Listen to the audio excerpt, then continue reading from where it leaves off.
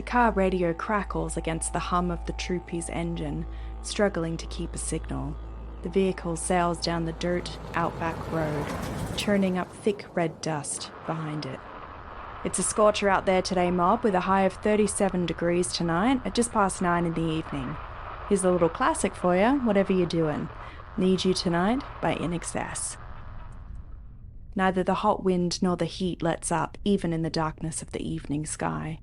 He coughs loudly as dust hits the back of his throat and crunches between his teeth. His headlights illuminate a dark sign, a short clip up the road.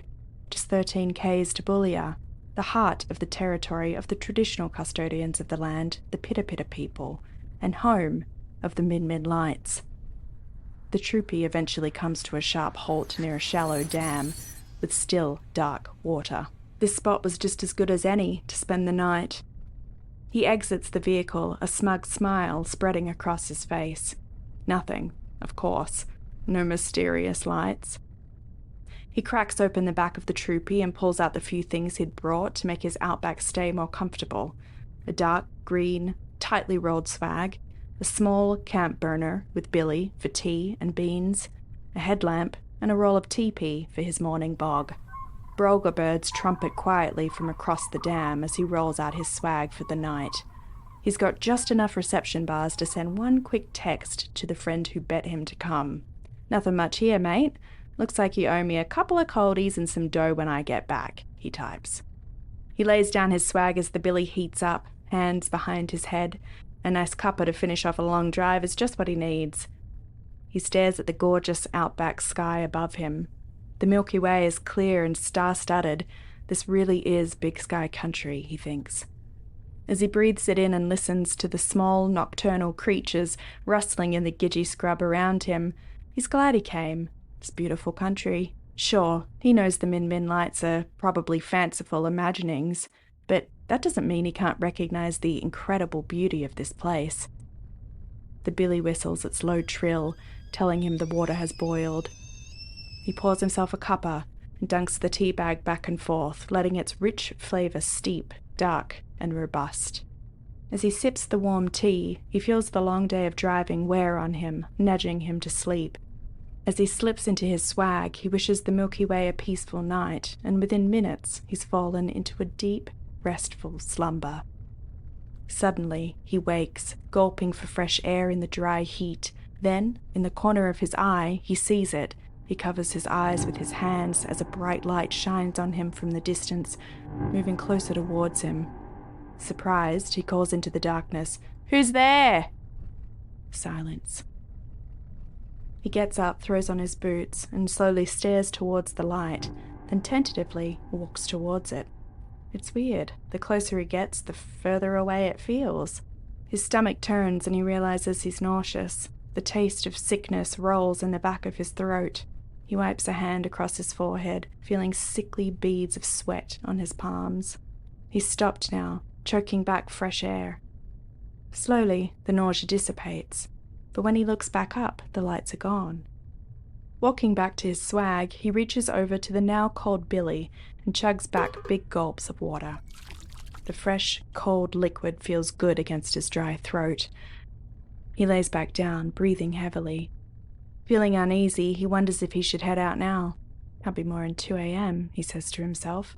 He could make it back to the servo by 5, fill up the troopy, and get back to the Gold Coast within a day or two, depending on whether he drives through the night. Deciding better than to drive in the dark with the kangaroos, he lies back down and rolls over. He'll head out first thing in the morning, he yawns to himself. He wakes again, this time drenched in sweat. Before he remembers where he is, he leans over and vomits on the red dirt beside him. Wiping his mouth, he tries to get up, but staggers and can't find his balance. His eyes blur in and out. Did he get pissed last night? He can't remember, but the hangover tells him he must have tied one on. Still, he doesn't remember drinking anything but tea. Feeling crook, he splashes water on his face and rinses his mouth. In the distance, a bright light appears, and like a bolt to the head, he remembers where he is. Boulia, home of the Min Lights. Nah, can't be, can it? Another light appears. Then, in a moment, another, then another. I said, who's there? He calls again, gruffly into the dark. The lights seem to bear down on him, moving closer and closer.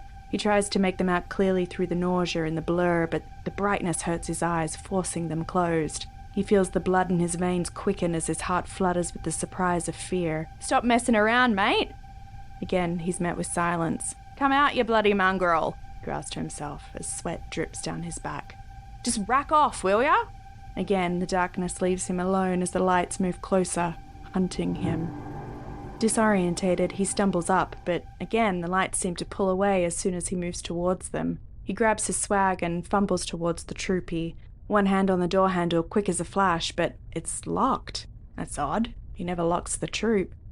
Maybe he did it last night by accident. As he stumbles towards the road, his eyes burn from the lights still creeping upon him. Fear pricks his arms and chest, sweat still barrels down his neck. He sees two new lights. Wait, are they headlights? Coming towards him? He waves his arms, hoping to flag them down. Nausea once again rips up his throat. He stumbles forward. Fear lurches up in him. The car gunning towards him, red dirt in its wake, and then... It's silent. His body crumples beneath him. The feeling of hitting concrete rips through him, and with a thud, he's on the ground. He lies in the dirt on the hot morning sun when he comes to. Groaning, he frantically pats himself down. Ouch! He yells, feeling the ants crawl up his legs and bite his sunburnt skin. Frantically, he swats at the ants, crushing as many as he can with his hands and his feet. Suddenly, it dawns on him. Something isn't right. He isn't injured. There's no sign of a car accident anywhere. No debris, no broken limbs. But how can that be? His eyes scale up the Victorian building now looming before him, and a battered sign above him catches his eye. He reads, "The Min Min Hotel." Scrambling backwards, his back hits something hard, winding himself. He looks down. He's sitting on broken glass and tinnies. As he struggles to regulate his breath again, he feels the tall concrete structure behind him with the tips of his fingers. As his eyes adjust to the bright sun, he realizes he's in a graveyard. He's backed into a headstone. Grave after grave after grave line up before him. A shadowy figure rises above him now, and he flinches in fear. He can't see their face, but feels their dark presence paralyzing him. The sun shifts again. He's blinded by the brightness surrounding him. He sees the graves in front of him rumble, fingers reaching out of the soil and clawing at the surface. Vomit erupts through him. Panicked, he scrambles backwards on hands and knees as fast as possible. The skin of his knees is torn to shreds on the glass-covered dirt, but he doesn't care. He's got to get back to the troopy and get out of this hell-forsaken place. The skeletons are up now, out of their graves, behind him, gaining on him. The Min Min Hotel is engulfed in flames. The whole graveyard burns and cracks. The hotel sways on its foundation, announcing its impending collapse. He looks back. The flames singe his eyebrows. Exhaustion struggles against his every movement, and his limbs feel like rubber. He throws himself forward with any ounce of strength he has left until suddenly... It's silent. His body crumples beneath him. The feeling of hitting concrete rips through him, and with a thud, he's on the ground. When he comes to, he's shocked to see it's evening, and the land is quiet and still. He's in his swag now. Oh, it was all a nightmare. Was it? A light in the distance catches his eye. It rises up towards him as he sits up and wipes sweat from his brow. Then there's another, and another, and another. Their ute rumbles down the dirt road, kicking up red dirt behind them. They're holding hands, and she smiles at him. She's so glad they're finally taking this trip. She's dreamt of an authentic outback adventure since she was a little girl, growing up near Bondi, never leaving the Sydney coast. Now they're finally here, together, and they'll see a part of Australia she's always dreamed of. The radio crackles between them, and he uses a finger on his free hand to push the volume dial up. The beauty of a night in the outback, folks. Warm nights and days ahead for the rest of the week, says the climatologist, so make sure you slip, slop, slap in those arvo hours. Sounds lovely, she muses, as long as they can stay in the shade and keep water on hand. Remembering their recent survival training, she runs through their list of packed items, double-checking them off her mental list. The radio crackles again, interrupting her thoughts. found abandoned on the side of the road. Friends and family say he was visiting Boulia Shire for the first time, but is a competent outback traveller. Anyone with reports on his whereabouts should call Police Link or Crime Stoppers with information. He looks at her, a strange look on his face she can't quite place. It's odd. Bloke must have gone missing not far from here, he says, squeezing her hand. Sure hope he's all right. Outback can be a gnarly place.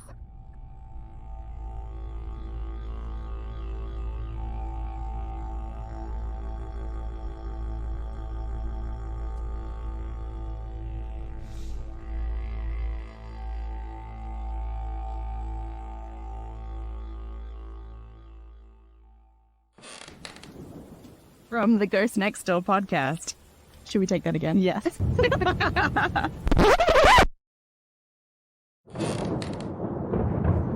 This is Sally Chachich And Sarah Matson. from the Ghost Next Door.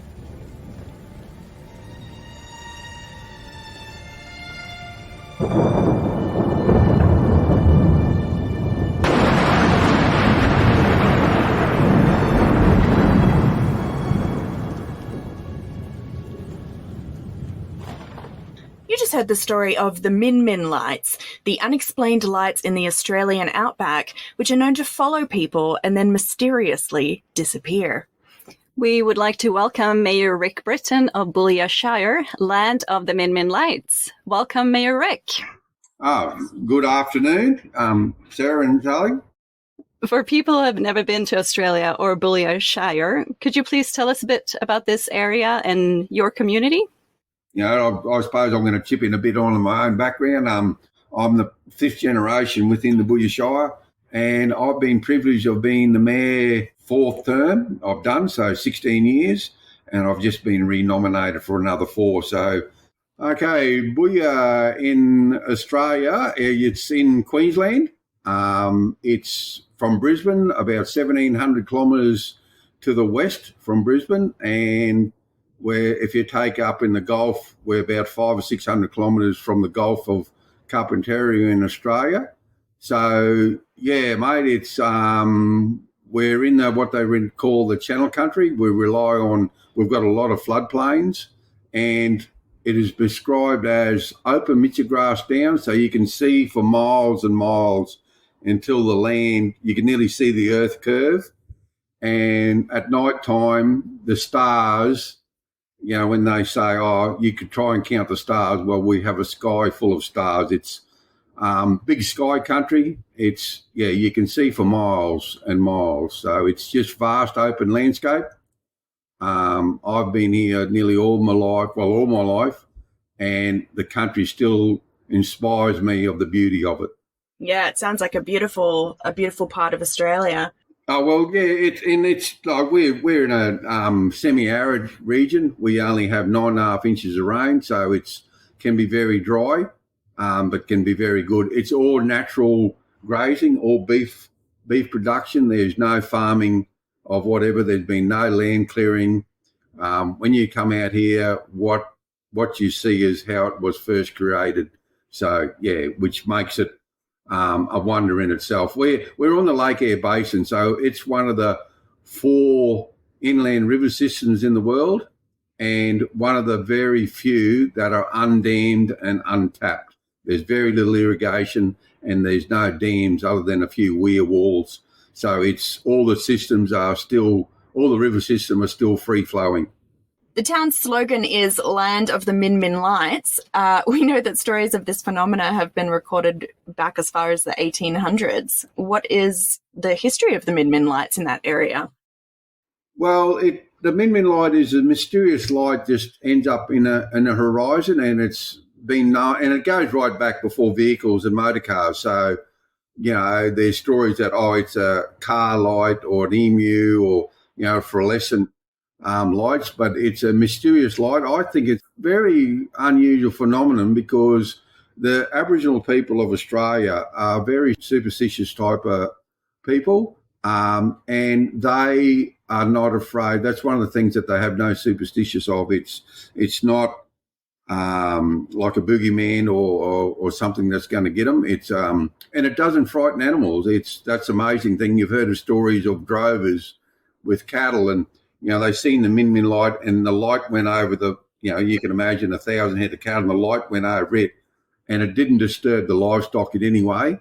So it's got to be some sort of optical illusion, I think. So, that's the way I look at it. Yeah, when researching this story, we came across several different ideas on how the Min Min lights came to be. Can you speak to some of those origin stories? The first story I was citing, I suppose, by White Settler was it goes to a story on the Min Min Hotel when it burnt down.